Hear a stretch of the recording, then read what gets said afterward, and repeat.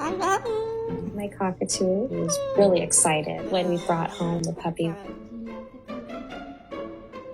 She was so insistent and so loud about wanting to come see him. She instantly reached out and started to pet him. When she wanted him to wake up, she would go get his toys and rub them against the front of his carrier so that he wanted to come play with her. And he wanted to be with her.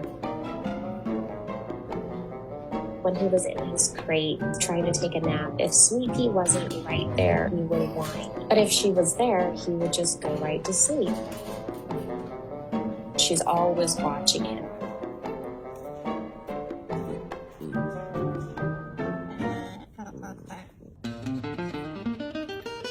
And then Hopper the puppy went through a stage where he was very mobile, running all over the place, and that really upset her because she couldn't control him as much. She couldn't always see him.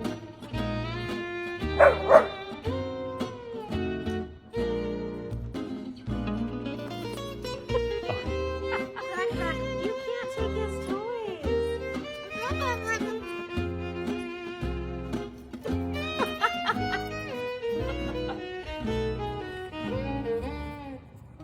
Come on, puppy.